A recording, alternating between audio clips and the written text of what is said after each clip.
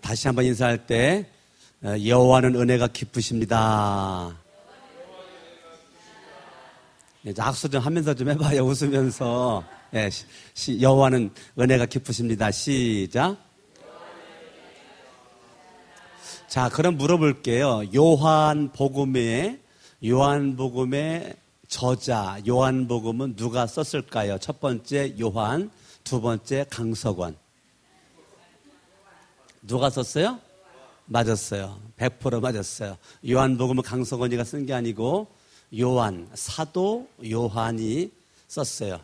그 세베대의 아들 요한, 세베대의 아들은 야고보가 있었고 요한이 있었는데 그 세베대의 아들들 가운데 요한이가 썼는데, 그러면 요한의 이름의 뜻이 뭘까요? 요한의 뜻이 뭘까요? 첫 번째, 요한은 은혜가 깊으시다. 두 번째는 열심히 밥 먹자. 요한의 뜻이 뭘까요? 자, 여러분 너무 성경을 잘하는 것 같아. 요한, 그러면 요한은 은혜가 깊으시다. 그런 거예요. 요한의 뜻이 뭐예요? 다시 한번 옆에 분들 인사합니다. 은혜 받읍시다. 자, 요한의 뜻이 뭐라고요? 요한은 은혜가 깊으시다. 아멘. 그러면 여러분들이 요한복음 그러면 가장 중요한 성경 구절이 뭘까? 요한복음에서 가장 중요한 성경 구절이 1장부터 중요한 거 많이 있죠. 1장 12절도 3장 16절도 5장 24절도 중요한 거 굉장히 많은데, 그러면 많은 게 중요한데, 그러면 요한복음을 기록한 목적이 나온 성경 구절이 어딜까? 어디죠? 요한복음 20장 펴봐요. 요한복음 20장 31절 요한복음을 기록한 목적이 나왔어요. 요한복음을 기록한 목적이 나왔어요. 오직 이것을 기록하면, 이것이 뭐죠? 요한복음이죠. 지금 요한복음 20장 31절 오직 이것이 뭐예요? 요한복음을 기록하면 너희로 예수께서 하나님의 아들 그리스도이심을 믿게 하려 함이다. 그러니까 요한복음을 기록한 목적은 첫 번째는 유대인들을 위함입니다. 유대인들. 요한복음은 누구를 집중해서 기록했는가? 첫 번째가 유대인들을 향한 그 포커스는 유대인들이 구약의 메시아를 지금도 기다리고 있단 말이에요. 구약의 이 땅에 오시기로 한 메시아가 오신 분이 그리스도인데, 구약의 메시아가 그리스도거든요. 메시아, 기름 부으심을 받은 자, 그리스도, 기름 부으심을 받은 자. 그러니까 구약의 메시아가 이 땅에 오신 분이 그리스도인데, 유대인들은 아직도 메시아가 오지 않았다. 그리스도를 메시아로 인정을 안 해. 누가요? 유대인들이. 그 유대인들이 예수님을 그리스도로 인정하지를 않아요. 메시아로 보지를 않아. 그러니까 이것을 기록하는 것은, 이 땅에 오신 그리스도가 하나님의 아들이야. 하나님의 아들이라고. 메시아, 유대인들이 가지고 있는 메시아관은 뭐냐면 이 땅 위에 왕으로 오실 메시아, 로마의 압제로부터 우리를 해방시켜줄 메시아, 로마의 통치로부터 자유를 줄 수 있는 왕 메시아. 그런데 이 땅 위에 기다렸던 그 메시아가 왕으로 오길 원했는데, 메시아라고 온 그리스도가 힘없이 붙잡히고 채찍 맞고 십자가에 못 박혀 죽으셨다. 메시아라고 인정할 수가 없는 거야, 유대인들은. 우리가 아는 메시아는 정치적인 메시아, 힘 있는 메시아, 왕, 이거를 원하는데 그게 지금 아니란 말이에요. 그러다가 보니까 지금 예수님을 안 믿어. 그러니까 요한복음을 기록한 목적은 예수가 그리스도고 그리스도 예수는 하나님의 아들이다. 하나님의 아들이야. 그냥 니들이 생각하는 목수의 아들, 요셉의 아들, 마리아의 아들, 나사렛 촌동네의 시골 사람, 그게 아니고 하나님의 아들이야.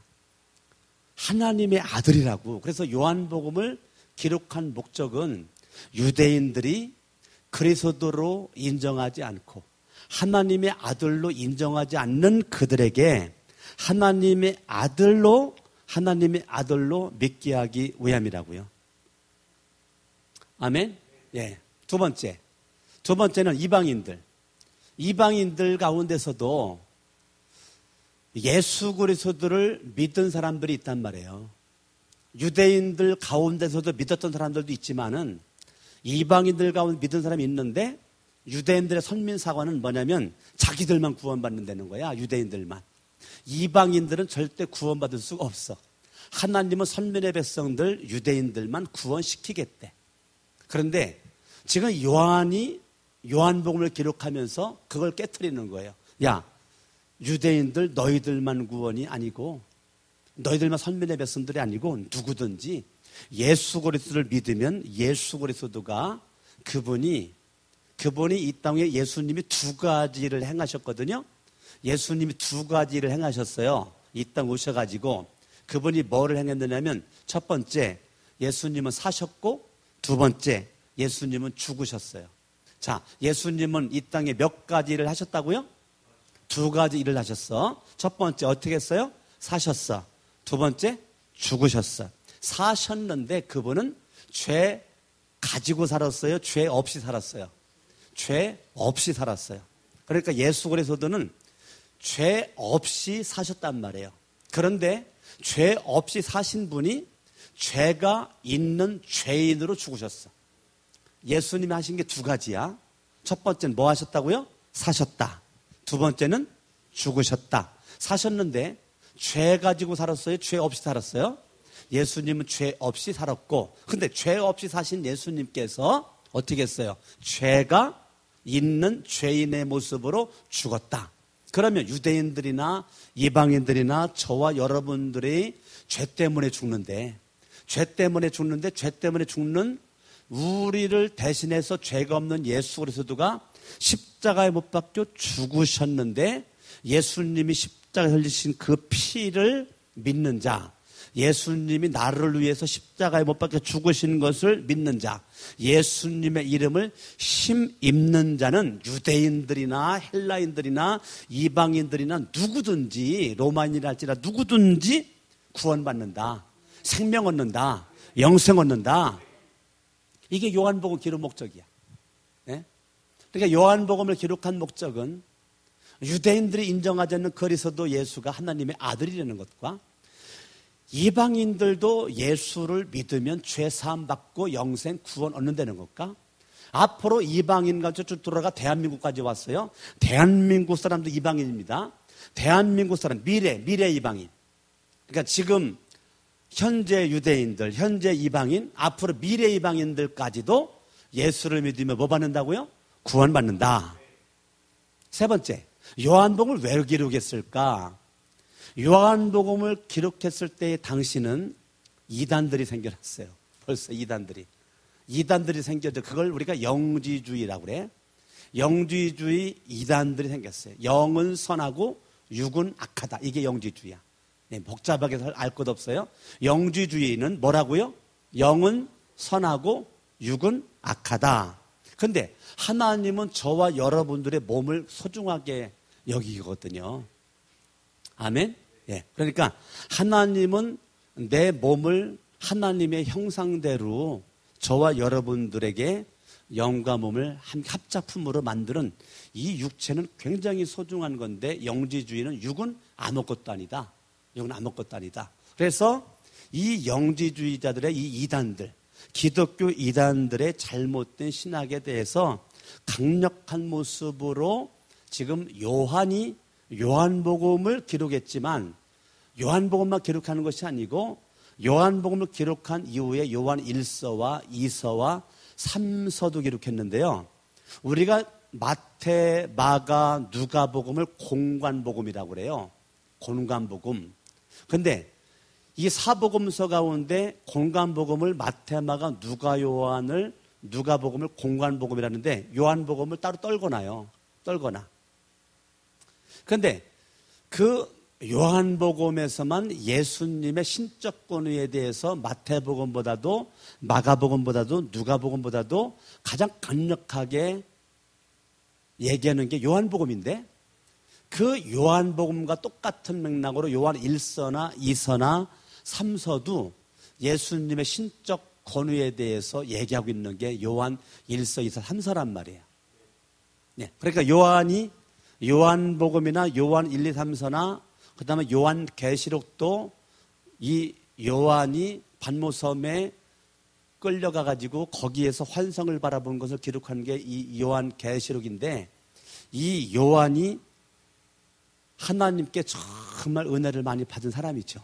하나님께 은혜를 많이 받은 사람인데 어찌됐건 31절에 요한복음을 왜 기록했을까? 요한복음을 기록한 것이 뭘까? 예수 그리스도는 하나님의 아들이다.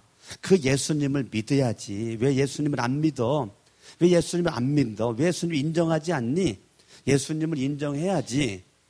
또 너희로 믿고 그 이름 예수 이름을 힘입어 예수 이름을 믿으면 예수 이름을 힘입으면 예수 이름을 바라보면 예수 이름을 손잡으면 생명을 얻게 하려 함이다. 그러니까 요한복음의 최종 목적은 영생이란 말이에요. 요한복음의 최종 목적은 생명이란 말이에요. 구원이란 말이에요. 생명, 구원.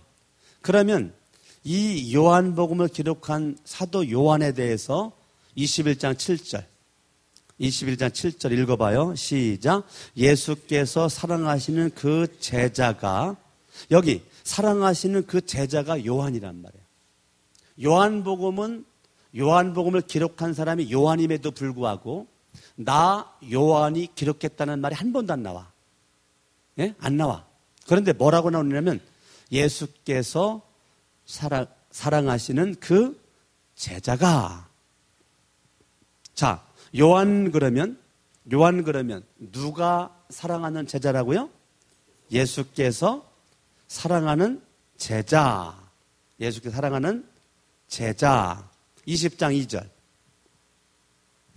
읽어봐요. 시작. 시몬 베드로와 예수께서 사랑하시던 그 다른 제자. 이게 요한이라고요. 이게 요한이라고. 요한. 자, 19장 26절 읽어봐요. 예수께서 자기의 어머니와 사랑하시는 제자가 곁에 서 있는 것을 보시고 자기 어머니께 말씀하시되 여자여 보소서 아들이니이다. 그 사랑하시는 제자가 누구라고요? 요한이라고요.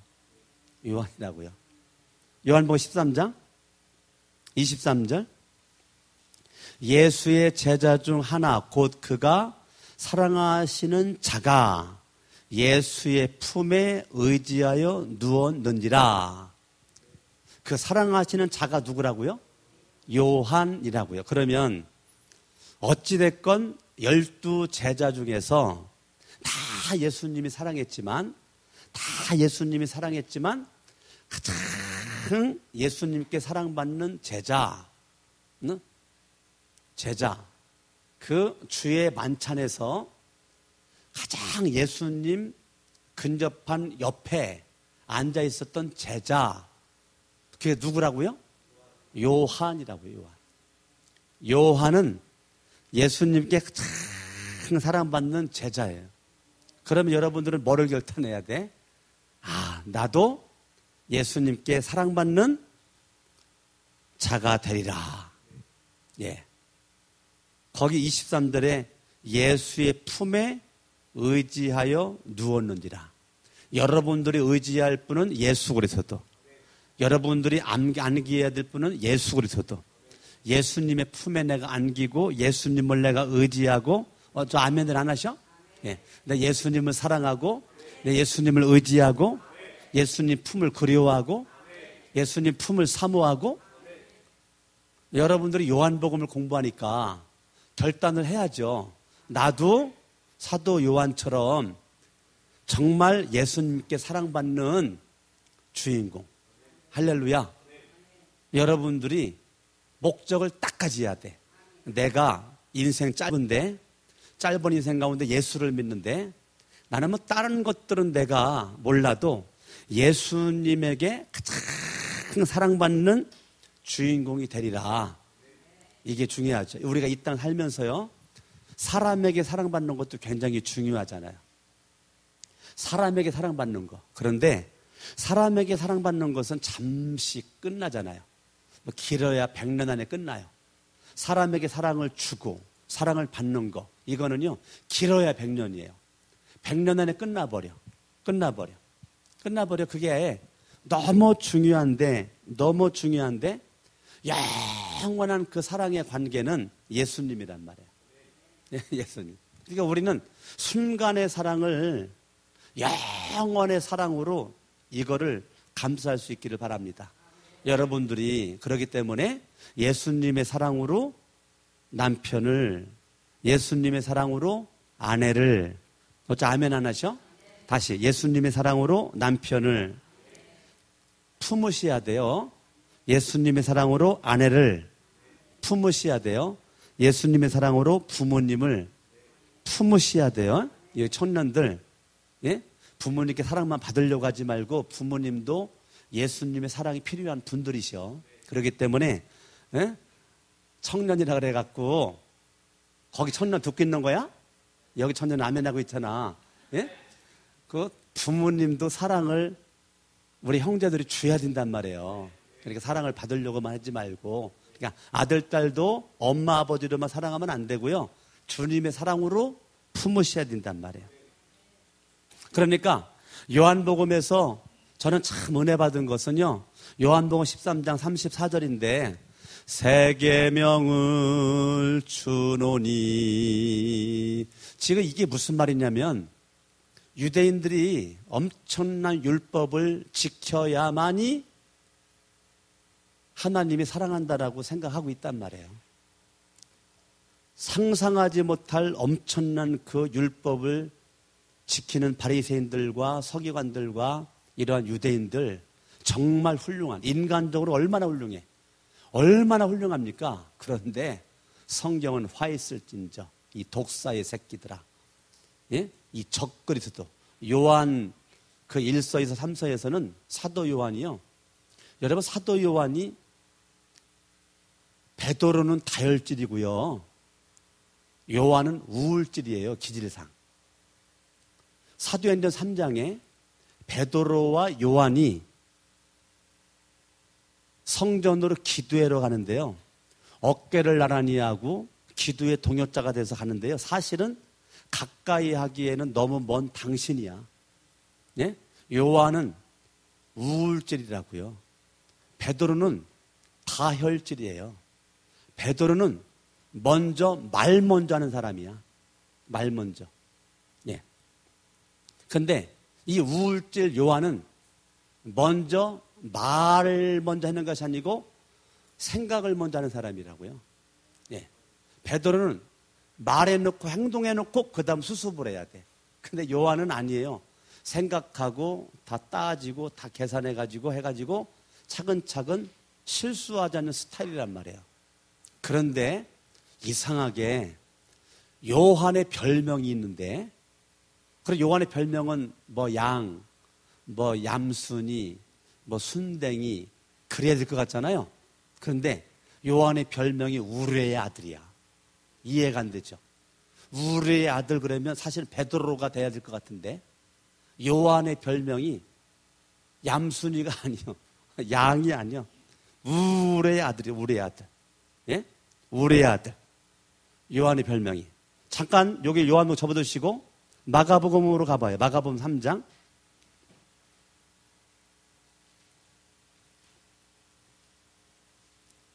마가복음 3장 17절.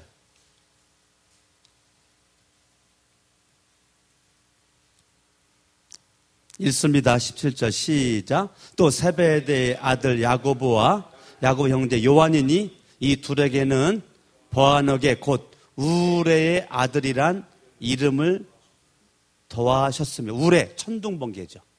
우리가 지금 방금 전에도 막 천둥 치고 번개 치고 지금 대한민국이 지금 빨리 뭐가 오야 돼요?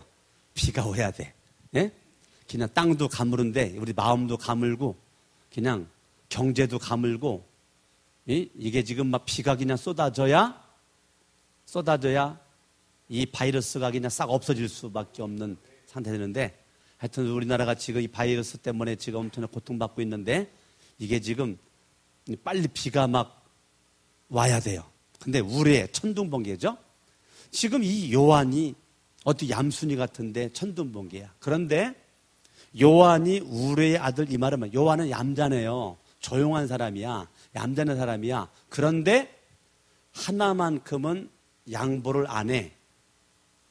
신적 권위에 도전하는 자들에게는 천둥과 번개야. 요한이요, 얌전한 사람이에요. 근데 여러분 그런 말 해봤죠? 얌전한 사람인데 화나면 무서워. 그런 말 들어봤죠? 예? 저 사람 진짜 말 없는 사람이고 정말 진짜 말 없는 사람이고 조용한 사람인데 화나면 그냥 우리 아들 다리 몽둥이 분질러 나. 그냥 막 화나면 난리나. 아우, 막 화나면 무서워. 그런 말 여러분 이렇게 사람들한테 해본 적 있죠? 요한이 그런 스타일이야. 요한이. 그런데 요한이 육신적으로 감정적으로 우리의 아들이 아니고 대부분 우리의 주변은 감정적으로 천둥번개잖아요. 근데 요한은 그렇지가 않고요. 정확한 이성적인 사람이에요, 요한은. 근데 요한은 신적 권위에 도전하는 자들에게는 우리의 아들로 다가선단 말이에요. 예. 하나님의 아들을 부인하고 예수가 그리스도임을 부인하고 이런 것에서는 요한이 양보를 안 해. 정면 승부해. 그러니까 요한 1서, 2서, 3서에서는 이 마귀의 새끼들아. 요한이 언어가 세. 그게 우리의 아들의 표현이야. 이 적그리스도들아. 예? 지금 요한의 언어가요. 요한 1서, 2서, 3서를 바라보면 그 하나님의 아들 예수가 그리스도임을 인정하지 않고 배척하는 사람들에게, 예수 그리스도를 멀리하는 사람들에게 요한은 그냥 뒷짐 주고 있지 않아. 그냥 가만히 그냥 아이고 나는 얌전한 사람인데 뭐 그러지 않아요. 그냥 당당한 정면 승부를 내버려. 예, 정면 승부에 기질이 있어요. 그게 우리의 아들이야. 우리의 아들. 그냥 우리의 아들 뭐 처음부터 끝까지 천둥번개가 아니고 얌전한 사람이라니까요. 조용한 사람이에요. 여러분, 예수 그리스도가 십자가에서 못 박혀 죽으셨을 때, 예수님께 죽으셨을 때 예수님께서 부활했다는 말을 들었잖아요. 그때 여러분 예수 그리스도가 부활했다는 말을 듣고 그냥 팍 베드로와 요한이 같이 출발했는데 요한이 그냥 빨리 갔단 말이에요. 무덤까지 딱 가가지고 요한은 성질이 어떤 성질이라고요? 행동해놓고 저질러놓고 하는 것이 아니라 바빠도 두드려보고 가는 스타일, 생각하는 스타일이란 말이에요. 빨리 가긴 갔는데, 주님 사랑해서 가긴 갔는데 무덤 입구에서 멈칫멈칫 못 들어가고 거기에서 멈칫멈칫 하고 있으니까 그냥 뒤쫓아왔던 베드로는 도착하자마자 슉 들어갔단 말이에요. 베드로 요한의 성격 차이 아시겠죠? 그런가 안 그런가? 자, 요한복음으로 가봐요. 요한복음. 요한이 요한복음을 기록하면서 자기에 대해서 쓴 거죠. 20장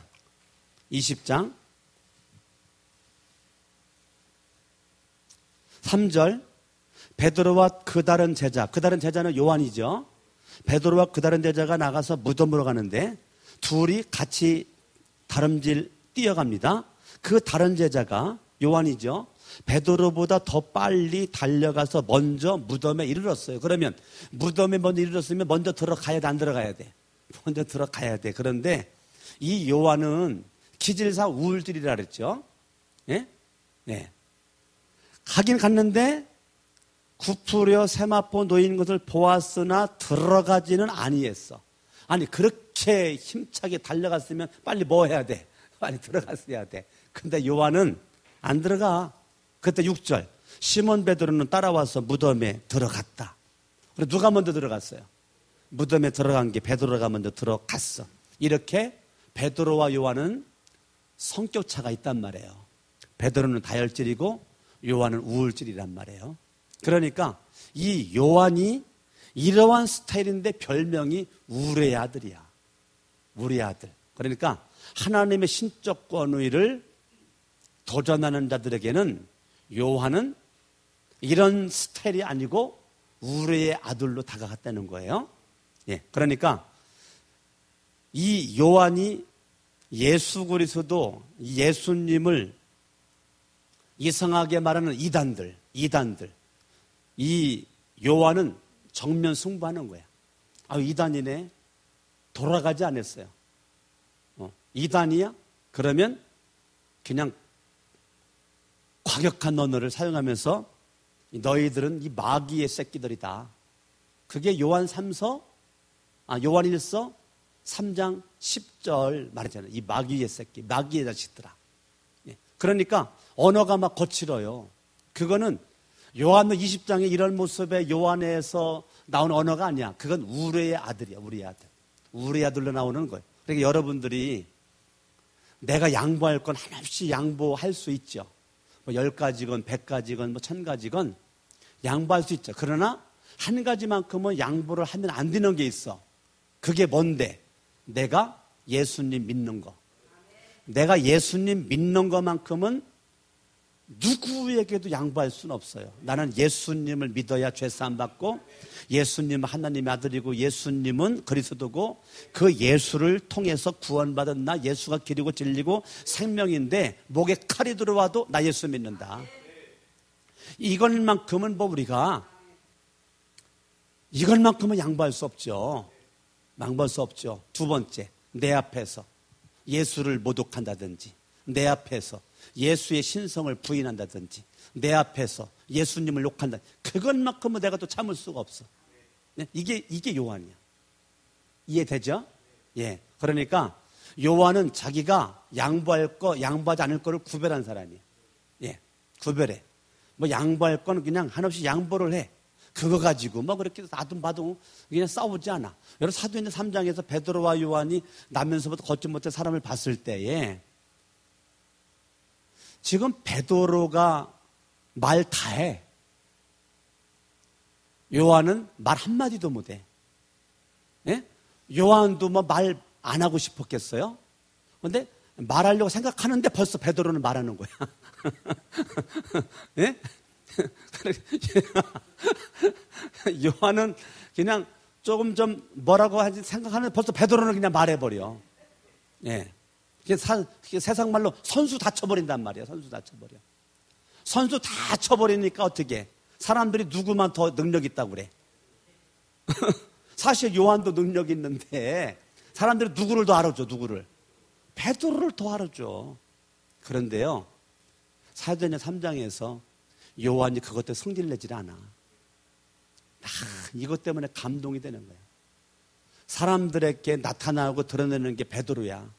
요한은 드러내고 싶은데 생각하는 사이에 베드로가 다 말해버려. 다 말해버리고. 그런데 요한은 거기서 성질 안 내. 그냥 베드로와 동역자가 끝까지 돼버려. 이게 얼마나 멋있는지 알아요? 어떻게 보면 내가 더 능력이 있어. 근데 별로 나보다 능력이 없어 보이는 베드로가 더 등장을 해버려. 막 사람들 앞에 인정해버리고 요한의 이름보다는 베드로의 이름이 막 오르락 내리락 하고 어디 가면 사람들이 베드로에게만 사인해달라고 그러지 요한에게 사인해달라고 안 해. 베드로랑 요한이랑 같이 가는데 여러분들이 막 달려가가지고 아우 베드로 나랑 사진 찍어. 요한은 저기 있어. 근데 누구랑만 사진 찍어? 베드로랑만 사진 찍어. 여러분 이게 얼마나 이게 어려운 건지 알아요? 예? 같은 사도인데 어떻게 보면 예수님에게 가장 사랑받았던 사람이 요한인데, 예? 사람들이 베드로만 인정하고 같이 그냥 밥 먹자고 그러고 같이 사진 찍자고 그러고, 요한은 저기 그냥 왕따 당하고 있고 따돌림 당하고 있고 별로 사람들이 알아주지 않아. 그런데 요한은 영적으로 시기하거나 질투하지를 않아. 이게 얼마나. 그래서 베드로는 다혈질이기 때문에 다분히 육신적이야. 육신적. 사람들이 인정해주면 할렐루야. 사람들이 인정해줘야 하면 이게 다혈질의 특성입니다. 다혈질은요, 방방 띄워줘야 돼. 근데 방방 띄워줘야 좋아하고 막 인정해주고 막 이쁘다 그러고 막 훌륭하다 그러고 막 잘한다 그러고 그래야 좋아해. 근데 반대로 인정해주지 않고 쳐다보지 않고 뭐 좋은 말 하지 않고 그러면 그때부터 그냥 막 가라앉아가지고 그냥 살맛도 안 나고 밥맛도 없고 일하기도 싫고. 이게 베드로의 다혈질 기질이야. 여러분 주변에 사람들과의 만남을 가질 때 기질 분석을 하면 관계성이 아주 좋습니다. 이 사람이 다혈질인지, 이 사람이 우울질인지, 이 사람이 담즙질인지, 이 사람이 점액질인지, 사람의 기질이 있잖아요. 기질. 이 기질에 따라서 그 사람의 생각과 행동이 다 달라요. 그거를 여러분들 그냥 그대로를 인정을 하는 거가 중요하단 말이에요. 네. 인정하는 거. 그러니까 이 베드로와 요한, 베드로가 다혈질이면서 육신적인 반면에 요한은 우울질이면서 다분히 영적이란 말이에요. 다분히 영적이란 말이에요. 그렇기 때문에 절대 베드로를 통해서 하나님이 요한계시록 같은 것을 기록하도록 허락하지 않는단 말이에요. 이 우울질의 영적인 이 사람 요한을 통해서 요한계시록을 기록할 수 있도록 하나님이 허락한 거지요. 베드로에게는 베드로 전후서지, 요한에게는 요한계시록이란 말이에요. 네, 그러니까 그냥 베드로는 베드로대로 훌륭한 사람이고요. 요한은 요한대로 훌륭한 사람이 둘이 비교를 하면 안 돼. 예? 형제는 형제대로 훌륭한 거지. 예? 저기 주한 형제대로 훌륭한 거지. 수한 형제는 뭐 어떻고 주는 어떻고 둘이를 우리가 굳이 비교할 필요가 있어요, 없어요? 없어요. 여긴 여기대로 훌륭한 청년이고 저긴 저기대로 훌륭한 게 청년인 거죠. 그죠? 누가 훌륭하다, 덜 훌륭하다 이럴 필요 없어. 이럴 필요가 전혀 없어요. 예? 예. 김진희 집사님은 훌륭하고 김현주 집사님은 덜 훌륭하다. 그럴 수 없어요. 김진희 집사님대로 훌륭한 게 있고 김현주 집사님 훌륭한 것이 있단 말이죠. 그러면 김진희 집사님의 부족한 것이 있고 김현주 집사님이 부족한 것이 있을 때 우리는 서로 덮어주면 되죠. 그냥 덮어줘. 따라갑니다. 부족한 것은 덮어주고 잘하는 것은 뻥 튀겨주고, 이게 중요한 거란 말이에요. 굳이 못되는 거 그거 까발릴 필요가 있어요, 없어요? 없어요. 그 사람이 잘하는 것만 더 뻥 튀겨주는 거예요. 그래가지고 잘하는 걸 개발할 수 있도록 하는 거죠. 그러니까 요한이라고 하는 사람은 베드로를 경쟁의 상대로 옛날에는 생각했어. 옛날에는. 언제? 예수님 십자가에 죽기 전 예수 그래서도 그분이 이 땅에 왕으로 오시면 예수는 좌편과 우편에 한 자리를 찾아가고 싶은 모습 가운데 베드로나 요한과 영적인 경쟁자요, 시기하는 질투하는 그러한 모습의 사람들이었단 말이에요.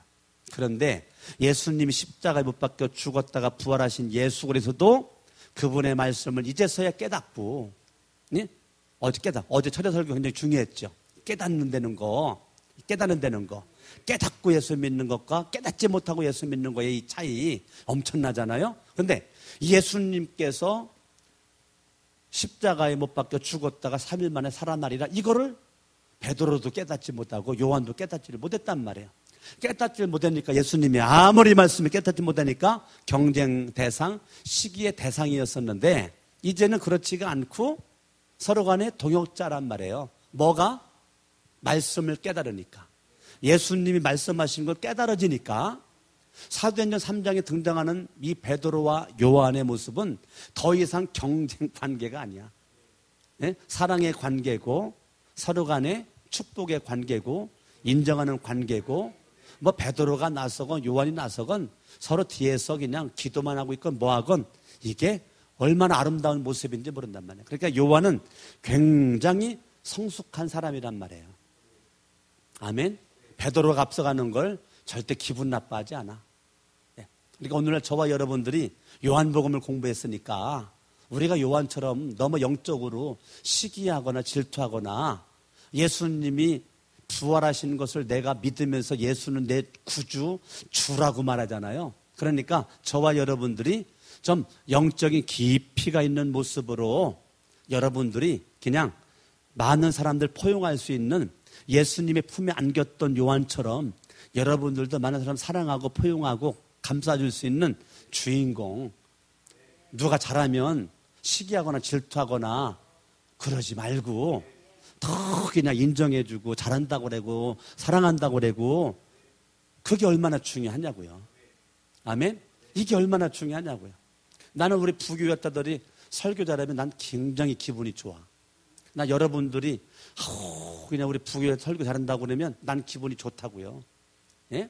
그러니까 여러분들도 서로 인정해 주란 말이에요. 존중해 주고. 그게 굉장히 중요하단 말이에요. 아멘. 그러니까 우리 사도 요한은 어찌됐건 예수님께 사랑받는 주인공. 자, 요한복음을 왜 기록했다고요? 유대인들이 예수님 믿을 수 있도록, 이방인들이 예수님 믿을 수 있도록, 미래 이방인들이 다 예수님 믿으면 구원받고 죄사함받고 영생 얻는다는 것을 알려주기 위해서 기록하는 게 요한복음이란 말이에요. 그러니까 이 땅 위에 예수 그리스도를 누구든지 다 믿으면 멸망하지 않고 구원받는다. 이것을 우리에게 지금 얘기하고 있는 거예요. 할렐루야. 그런데 이 요한이 얼마나 훌륭했느냐면 사도 바울이 이 요한을 표현하기를 요한은 교회의 기둥이다. 요한은 교회의 기둥이다. 베드로 교회의 기둥이다. 야고보 교회의 기둥이다. 갈라디아서 2장 9절 찾아봐요. 갈라디아서 2장 9절.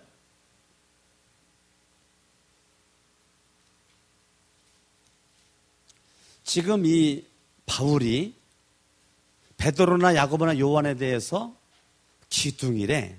9절. 또 기둥같이 여기는 야고보와 게바와 요한. 자, 그러니까 요한은 교회의 기둥이란 말이에요. 기둥. 할렐루야. 그러면 저와 여러분들이 다른 것 없어요. 여러분 가정과 가문에 여러분이 기둥 될 수 있기 바라고 여러분들이 성천 침례교회 기둥 되기를 바랍니다. 근데 기둥은 꼭 필요해요? 없어도 돼요? 꼭 필요해. 왜? 기둥이 없으면 무너져 집이. 기둥이 없으면 집이 무너진단 말이에요. 그러니까 기둥은 반드시 필요해. 그런데 베드로나 야고보나 요한을 사도 바울은 교회의 기둥이래. 기둥. 나는 여러분들이 여러분 가문의 기둥 되길 바라고 성천 침례교회 기둥 되기 바라고 강석원 목사가 그냥 기도 딱 하면 생각나는 기둥 되기 바라고. 할렐루야. 생각나지 않는 있으나마나 존재 되지 말고요. 기둥과 같은 존재가 돼가지고 목사가 무릎 딱 꿇으면 그냥 기도가 자동으로 나올 수밖에 없는 기둥이 돼야죠. 할렐루야. 예, 기둥이 돼야죠. 예. 지금도 나오는데 그냥 하나님의 그냥 은혜 속에서 우리가 7월 첫째 주에 새생명 축제를 하는데 그 새생명 축제 이거 목적이 하나잖아요. 영혼 구원, 불신자 구원. 한 영혼이 천하보다 귀한데 새생명 축제를 통해서 한 명이 나온다 해도 우리가 천하보다 귀한 그 영혼 위해서 기도하고 여러 3명씩 써서 내서 기도하고 관계 형성을 하고 있고 차 마시고 밥 먹고 그렇게 하면서 하는 거. 내가 따르는 것도 아니고 내 유익을 추구하기 위해서 전화하거나 차 마시거나 밥 먹거나 그렇게 하지 않고 정말 하나님의 영광을 위해서 내가 그렇게 힘쓰고 애쓰는 거 누가 다 알아요? 주님이 아시잖아요. 주님이 아시잖아요. 그 일에 거룩한 부담감을 가지고 물질을 투자한다는 게 쉬운 게 아니죠. 우리는 그 해마다 그냥 초천장을 만들어 가지고 이렇게 하는데 그 초천장을 교회 재정으로 나가지 않고 한 명이 그 재정을 다 댄단 말이에요. 매년마다. 그게 그냥 작은 돈이 아니거든요. 큰 돈인데 그걸 갖다가 다 대. 그건 뭐예요? 내가 마음이 기둥과 같은 마음이란 말이에요. 내가 성천 침례교회 내가 기둥이지. 내가 이제까지 내 기둥으로 내가 살아왔고 앞으로도 기둥이 계속 유지가 되어지고 기둥으로 살다가 기둥으로 죽는 거 이게 중요한 거죠. 아멘? 아멘. 제가 얼마 전에 광명에 있는 참 좋은 교회 부흥회 갔잖아요. 참 좋은 교회 부흥회 갔는데 그 교회가 특이하더라고요. 부흥회 갔는데 한 달에 한 번, 한 달에 한 번은 토요일 날인데 아침 7시 예배가 있어. 한 달에 한 번, 토요일 날 아침 7시 예배. 끝나고 나서는 다 사발면 주더라고요. 사발면 먹고 가는 거야. 근데 제가 이제 강사로 와서 제가 강사로 갔는데 그게 토요일 날 아침 7시야. 아침 7시. 목사님 어떻게 이렇게 합니까? 그랬더니 토요일 날 아침 7시는 전 교인이 다 나와가지고 예배 드리자. 그래가지고 토요일 날 아침 7시. 왜 7시예요? 6시면 6시, 5시면 5시지 그랬더니 우리 교회는 멀리에서들 많이 온대. 우리 교회 가까이에서 있는 교인들이 없대. 그래가지고 부흥회를 하더라도 우리 교회는 새벽 예배 부흥회는 없대. 왜? 나올 사람들이 별로 없어서. 근데 멀리서 그냥 그 주일날을 빠지지 않고 다 나오는데 그냥 하여튼 말 들어봤더니 엄청나게 먼 데서부터 나오는데 주일날 빠지지 않고 나온다는 거예요. 이 참 좋은 침례교회인데 얼마나 제 감동이. 그건 뭐냐면 기둥이거든요. 기둥. 나는 참 좋은 침례교회 기둥이다. 이런 의식이 있으니까 내 무슨 일 때문에 있다가 이사를 갔어. 근데 이게 2시간 거리야. 빠지지 않고 주일날이면 2시간 달려가지고 온다는 거야. 1시간 40분 거리. 1시간 30분 거리. 1시간 거리. 이걸 멀다 하지 않고 주일날마다 온다는 거예요. 그게 뭐죠? 기둥이죠. 목사님, 여기 온 사람들이요. 지금 멀리 있는 사람들이 지금 거의 다 왔습니다. 그러는 거예요. 멀리 있는 사람들이. 그 아침 7시에 성가대가 섰는데요.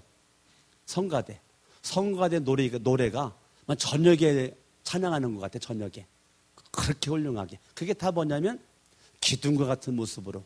근데 이 요한이 기둥이라는 게 기둥. 마지막으로 이 요한복음을 왜 기록했는가? 간단합니다. 누구든지 예수를 믿으면 영생 얻는다. 하나님이 세상을 이처럼 사랑하다 독생자를 주셨으니 이는 저를 믿는 자마다 멸망치 않고 영생을 얻게 하려 하심이다. 전도 목적으로. 요한복음 왜 기록했다고요? 전도 목적으로 이 요한복음을 기록했다 이거예요. 할렐루야. 아멘. 이 요한복음이 참 중요한데 이 요한복음의 그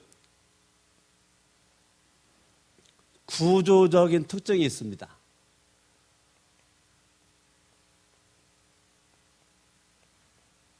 요한복음에 뭐가 있다고요? 이 구조적인 특징이 있어요. 요한복음의 구조적인 특징은 1장부터 21장인데 1장부터 21장인데 각 장마다 사건이 있습니다. 예. 요한복음은 이 구조적 특징이 뭐냐면 각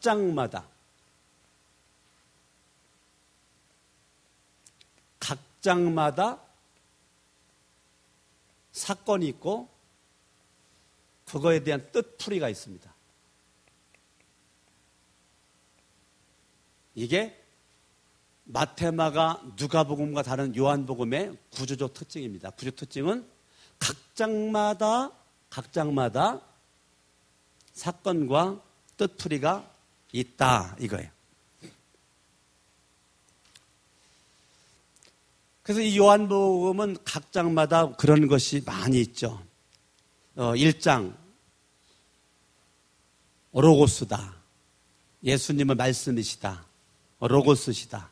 그거 쫙 설명하는 거예요. 2장 혼인잔치 뜻풀이를 쫙 하는 거예요. 3장 니고데모 뜻풀이를 하는 거예요. 4장 사마리아 여자 그리고 뜻풀이를 하는 거예요. 5장 베데스다 연못 38년 된 병자 사건을 말하고 뜻풀이 하는 거예요. 6장 오병이어 사건을 얘기하고 뜻풀이를 쫙 해놓은 거예요. 7장 초막절 예수님의 설교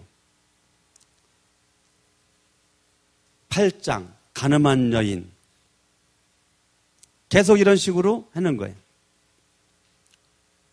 9장 소경 고치고 10장 양과 목자 11장 죽은 나사로 살리고 12장 향유 옥합을 깨트리고 13장 예수님께서 제자들의 발을 씻겨주고 14장 기리고 진리고 생명이고 15장 예수님은 참포도나무다 16장 성령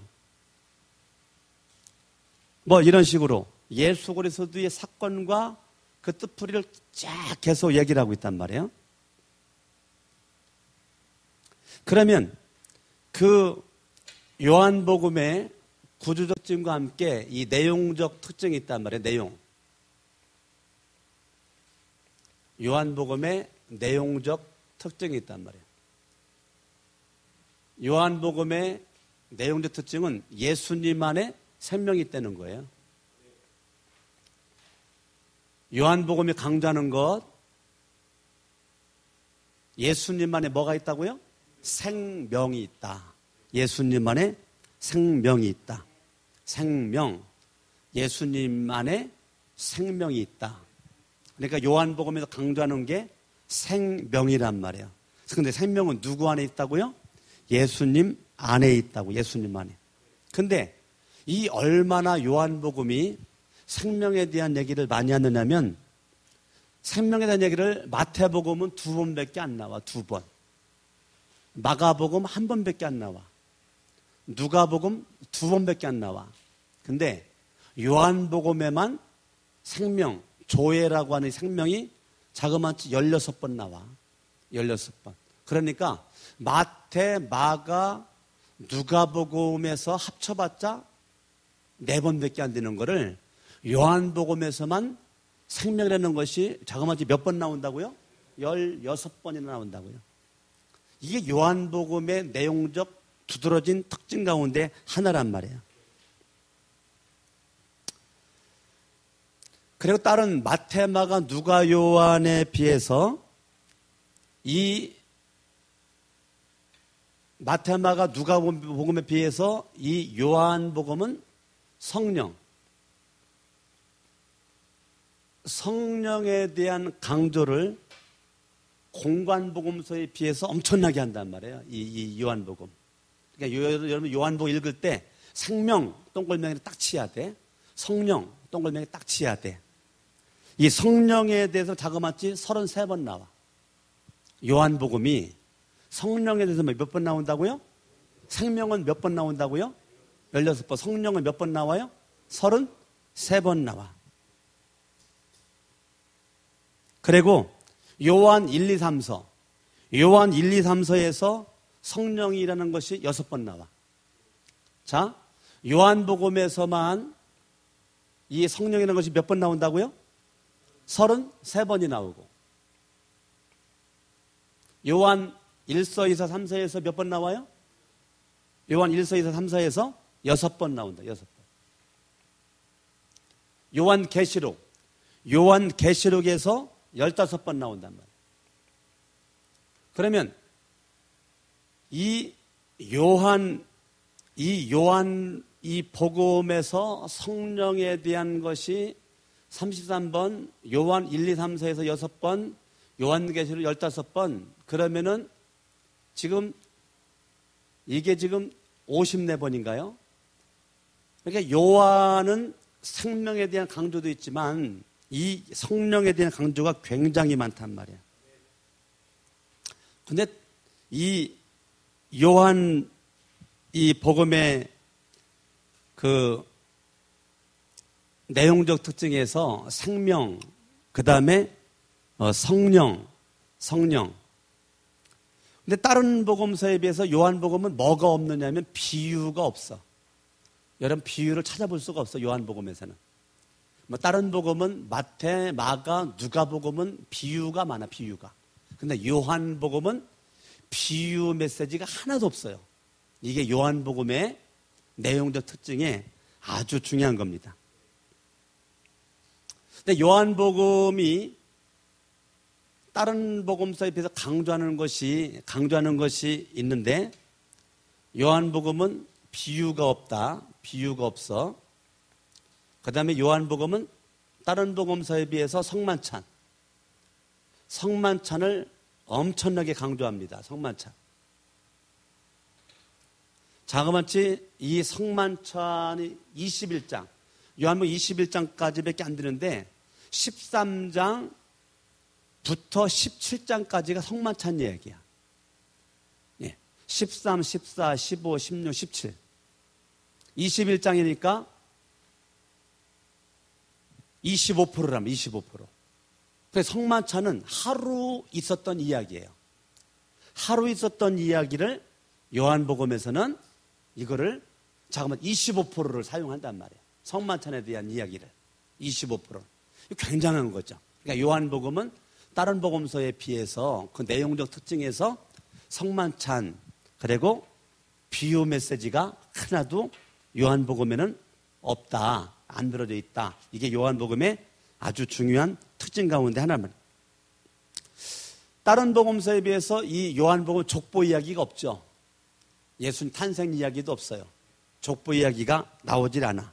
뭐 예수님뿐만 아니라 침례 요한 족보 이야기도 안 나와요. 나오질 않아요. 왜 그러죠? 이 요한복음 예수님의 신성에다가 초점을 맞췄기 때문에 그래요. 뭐에 초점을 맞췄기 때문에? 예수님의 초점. 그러니까 요한복음이 맞춘 예수님의 초점은 신성이란 말이에요. 하나님의 아들. 신성. 하나님이시다. 하나님이시다. 이 초점을 맞추다 보니까 그런 것이 안 나왔어요. 마태복음의 초점은 왕.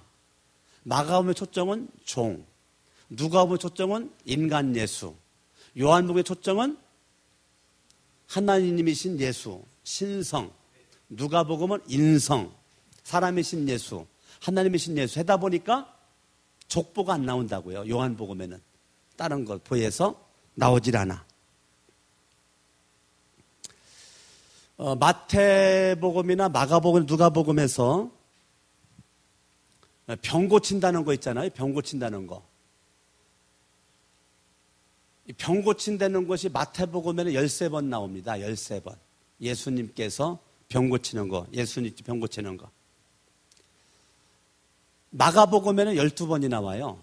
예수님이 병 고친다는 거. 많이 나오는 거죠? 많이 나와요. 누가복음은 더 나와. 15번 나와. 15번. 예수님께서 직접 병 고치는 내용이 누가복음 그런데 요한복음에서는 3번밖에 안 나와. 예수님이 병 고친다는 거 3번밖에 안 나와요. 그러니까 예수님이 병 고친다는 거 그렇게 많이 나오지 않습니다. 그런데 예수님이 병 고친 게 3번인데 예수님이 병 고친 3번은 마태복음에도 안 나오고 마가복음에도 안 나오고 누가복음에도 안 나와. 요한복음에만 나와. 마태나 마가나 누가복음에 예수님 병 고친 내용이 많이 나오는데 요한복음에 3번 나오는데 요한복음에 나오는 3번 나오는 거는 요한복음에만 나오는 병 고침이야.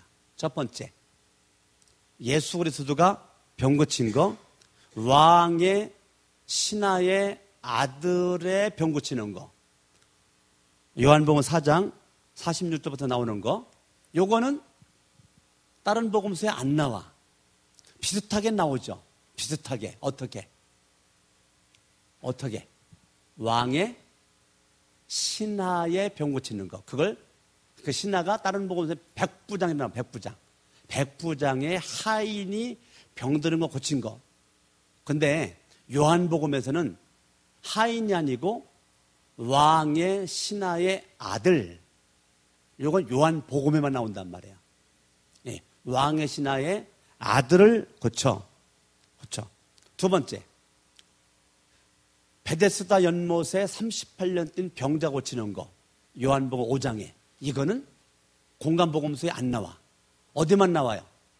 요한복음에만 나와요.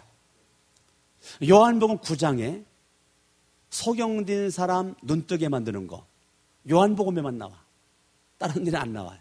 요한복음에 나와. 그 요한복음에만 나와 있는 기적 6가지가 있습니다. 공간복음서에 없는 요한복음에만 나와 있는 기적 6가지. 그 중에 3가지는 제가 했죠. 3명 병 고친 거. 예. 그러니까 요한복음에만 나와 있는 기적 6가지가 있는데 그 중에 3가지가 첫 번째 왕의 신하의 아들을 고치고, 두 번째 베데스다 연못에 38년 뒤 병자를 고치고, 요한복음 9장에 소경 눈뜨게 만드는 거. 네 번째는 요한복음 2장에 물로 포도주 되게 하는 거. 이거는 요한복음에만 나와 있습니다. 네.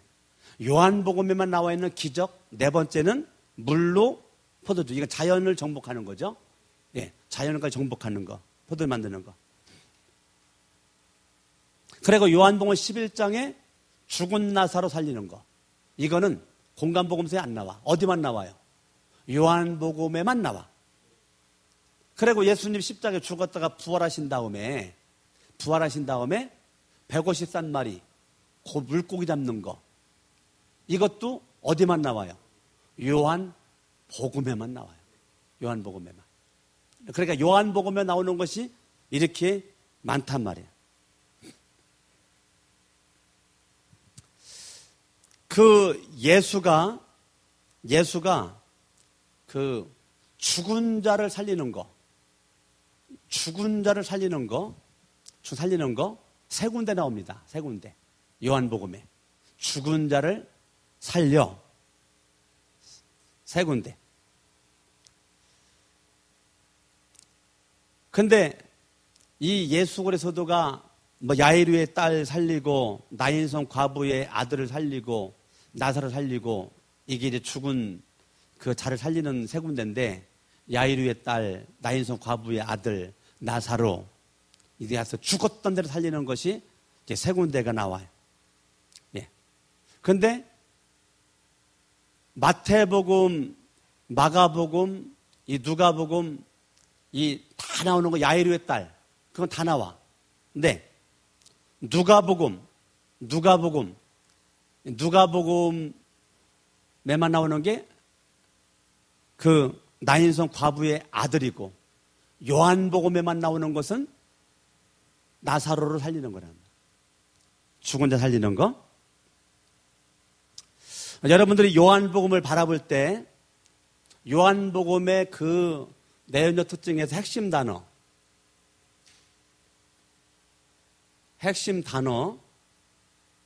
요한복음에서의 핵심적인 단어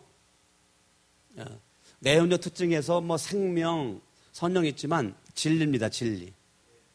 요한복음에는 다른 공간복음서에보다도 요한복음의 핵심 단어는 진리입니다. 진리. 이 진리라는 단어가 45번 나옵니다. 몇 번 나온다고요? 예. 진리라는 단어가 요한복음에만 45번이 나와요. 그리고 요한 두 번째 핵심 단어 사랑입니다. 사랑. 다른 공관복음서에 비해서 요한복음에서 나오는 핵심적인 단어 이것이 자그마치 44번 나옵니다. 44번. 요한복음에만 나오는 단어. 그리고 지식이라고 그러는 거. 여러 요한복음을 읽을 때 이런 단어가 나오면 딱딱 똥구멍에 쳐보면서 읽으시면 더 은혜가 돼요. 지식 56번 나옵니다. 요한복음에만. 그러니까 요한복음에 나오는 그런 핵심적인 그 단어가 진리나 사랑이나 지식, 이 세상 저 세상 그런 거, 뭐 이 세상 뭐 저 세상 그런 종류의 그 단어가 요한복음에 무지 많이 나오거든요. 뭐 이 세상 뭐 저 세상 뭐 땅의 이야기 하늘 이야기 할 때 이 세상 저 세상 그것이 요한복음에만 78번이 나와요. 그러니까 그러면 요한복음이 이러면 그 공관복음, 마태복음이나 마가복음이나 누가복음에서 나오는 핵심 단어는 뭐가 많죠, 여러분? 요한복음이 자주 쓰는 단어가 진리, 사랑, 지식, 뭐 이 세상, 뭐 생명, 뭐 성령 이런 것이 요한복음이 말하는 핵심적인 단어라면 그러면 공관복음, 마태복음이나 마가복음이나 누가복음에서 쓰는 핵심 단어 요한복음에는 별로 안 나와. 그런데 마태복음, 마가복음, 누가복음에는 많이 나오는 핵심 단어가 천국. 예, 여러분들이 요한복음에 별로 볼 수 없는 그 단어가 공관복음서에는 많이 나온다면 천국, 그 다음에 또 왕국, 그 다음에 뭐 귀신 이런 것들은 공관복음서에서 많이 나오는 거란 말이에요. 뭐 비유 예수님은 비유 들어오는 거. 근데 요한복음은 한 번도 안 나와. 예수님 비유가. 그러니까 공관복음에서는 뭐 천국, 왕국, 귀신, 뭐 비유 엄청나게 나와요. 근데 요한복음에는 안 나와. 요한복음에는 계속 진리, 사랑, 지식, 이 세상, 생명, 성령. 대충 아시겠죠? 예? 요한복음이 강조하는 단어와 공관복음이 강조하는 단어가 확연히 다르다는 것을 그러면 마태복음, 마가복음, 누가복음, 요한복음 중에서 가장 늦게 기록한 게 뭐죠? 요한복음이죠. 요한복음에 가장 늦게 기록했어요. 그러면 마태복음, 마가복음, 누가복음에 없었던 게 요한복음에 많이 나오거든. 예? 겹치지 않는 것들이 많이 나와요. 왜 그렇게 했을까? 마태, 마가, 누가복음을 보완하기 위해서 기록하는 게 요한복음이다. 그래서 공관복음서에 없었던 내용이 요한복음에 많이 나오게 되는 것은 왜 그렇지? 그러지 말고 왜 이거 공관복음서에 안 나오는 게 요한복음이 많이 나오지? 요한복음은 맨 늦게 기록한 것으로서 마태, 마가, 누가, 요한을 그걸 베낀 것이 아니야. 베낀 거.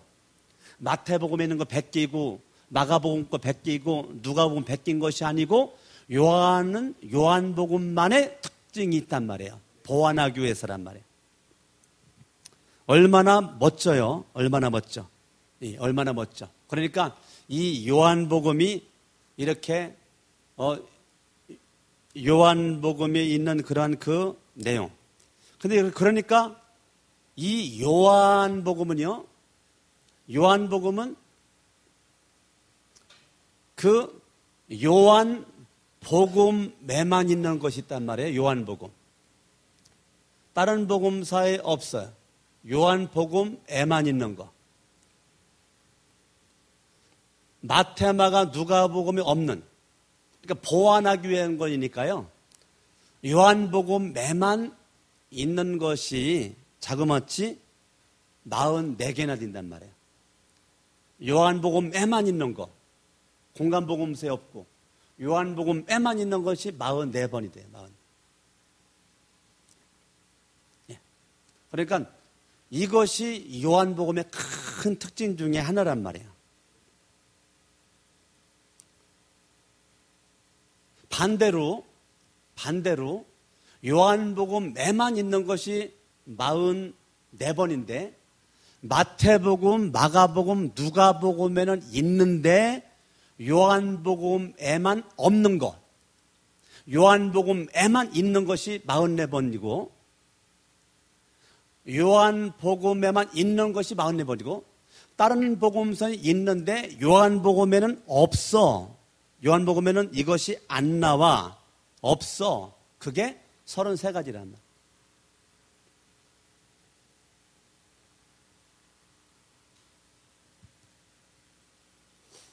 요한복음에만 있는 것이 몇 가지가 나온다고요? 요한복음에만 안 나오는 것이 몇 가지라고요? 33가지라고. 그래서 이 요한복음 많은 그 기적이 많이 나오게 되는데 사복음서, 마태복음이나 마가복음이나 누가복음이나 요한복음 사복음서에 나오는 기적들이 많잖아요. 기적들이 많은데 그 많은 기적들이 사복음서에 다 나오는 것이 11가지입니다. 예. 그러니까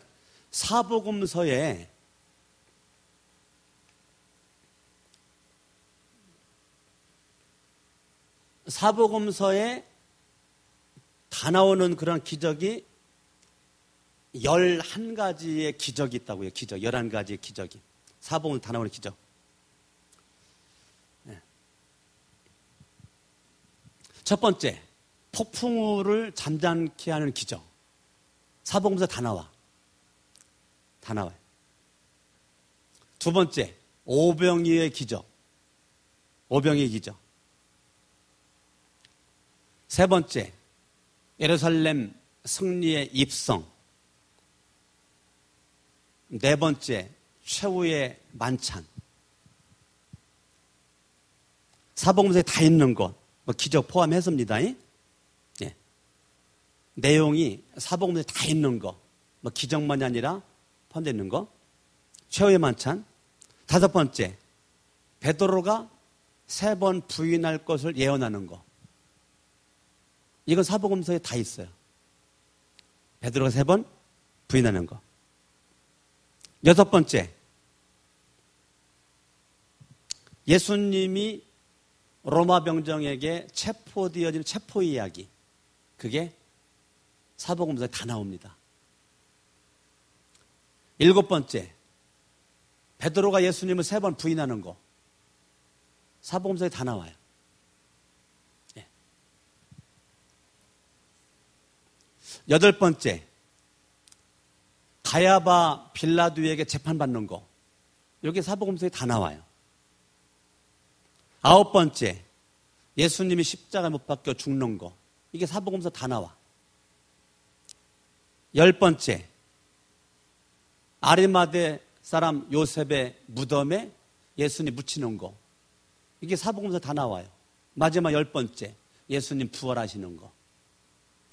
그러니까 사복음서에 나오는 공통적인 그러한 다 나와 있는 그러한 이야기가 11가지인데 그 중에 그 사복음서에서 나온 것 중에 이 기적, 그 사복음서의 그 기적, 그거는 폭풍우를 잠잠케 하는 거, 오병이어.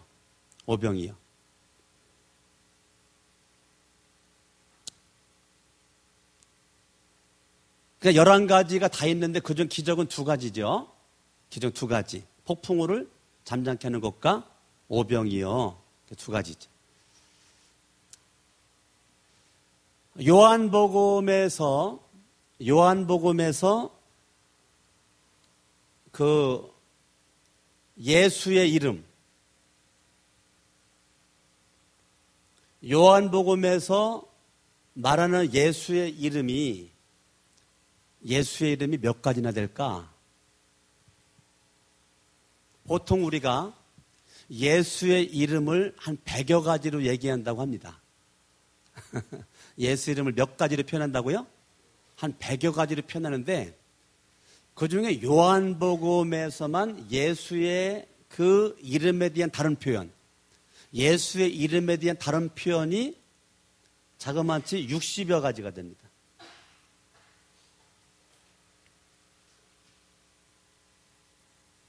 놀랍죠? 예수님에 대한 이름을 보통 우리가 몇 가지로 말한다고요? 한 100여 가지로 예수 이름을 표현을 했는데 그 중에 100여 가지의 예수의 이름을 표현하는 것에 요한복음에서만 예수의 이름을 몇 가지로 한다고요? 한 60여 가지로 이렇게 표현을 한다고요. 예를 들어서 예수의 이름을 요한복음에서는 말씀, 생명, 빛, 참빛, 세상의 빛, 은혜, 진리, 독생하신 하나님. 이게 다 누구 얘기하는 거예요? 예? 예수님 얘기하는 거야. 다 이게 예수님 얘기하는 거예요. 하나님의 어린 양. 누구예요? 메시아, 임금, 인자, 육신, 영광, 성령으로 침례를 베푸는 이, 그게 또 예수죠. 독생자, 하나님의 아들, 구원자, 하늘에서 오시는 이, 선지자, 구세주, 생명의 떡, 음료, 참된 양식, 생수. 이게 다 누구 얘기하는 거예요? 이런 식으로 예수에 대한 이름을 표현하는 게 요한복음에 몇 번 정도 나온다고 대충? 한 60여 번 나온다고. 그러니까 예수에 대한 그 이름이 우리가 알고 있는 게 예수 이건데 예수에 대한 그 이름이 성경이 한 100여 가지로 나오는데 그 중에 요한복음에만 몇 번 정도 나온다고요? 그러니까 대단한 거지. 예? 예수의 이름에 대한 표현이 요한복음에 나오는 게 대단한 겁니다. 이 대단한 거예요. 그래서 이 요한복음 정말 그 통해서 뭐 이거에도 뭐 예수님은 선생, 뭐 길, 뭐 포도나무, 나사렛 예수, 선한 목자, 생명의 문, 뭐 이런 식으로 한 60여 명 나온다고, 60여 번 나온단 말이에요. 여러분들이 이제 요한복음을 볼 때, 아하, 요한복음에 이렇게 많은 예수에 대한 다른 표현이 이렇게 있구나. 여러분들이 그렇게 알고, 요한복음이 기록한 목적의 성경 구절은 요한복음 20장 31절. 우리 양손을 번쩍 들고 우리 한번 우리가 예수님 3번 부르고 합심을 한번 기도할 때 요한복음을 내가 공부했는데 이 요한복음을 통해서 알게 되어진 예수, 요한복음 기록 목적, 요한복음이 왜 기록됐는지 우리가 분명히 알게 되었습니다. 우리 한번 합심으로 다 같이 한번 말씀 붙잡고 기도합니다. 할렐루야. 살아계신 하나님 아버지 감사합니다. 요한복음을 통해서 깨닫게 해주시니 감사드리고 하나님 아버지여 우리 하나님의 생명의 말씀 통하여 우리 영혼이 잘됨같이 범사가 잘되고 강건할 수 있기를 원하오며 십자가의 은혜와 부활의 권능 가운데 승리할 수 있도록 해주시옵기를 원합니다. 주님께서 먼저 축복해 주시옵시고 함께 주시옵시고 이끌어 주시옵기를 원합니다. 도와주시옵시고 역사해 주시옵시고 이끌어 주시옵소서. 예수의 이름으로 기도합니다. 하나님 아버지, 요한복음을 통해서 우리가 좀 더 주 예수님을 알게 해주시고 요한복음의 구조와 내용적 특징과 핵심적인 단어가 무엇인지를 우리가 또한 발견케 해주시니 감사드리고 요한복음 기록한 목적을 분명히 알았으니 유대인들의 예수를 믿고 이방인들의 예수를 믿고 우리가 예수를 믿고 죄 사함 받고 구원, 생명, 영생 얻기 위한 것인 것을 깨닫게 해주시니 감사합니다. 영광 받으시옵소서. 예수의 이름으로 기도합니다. 아멘.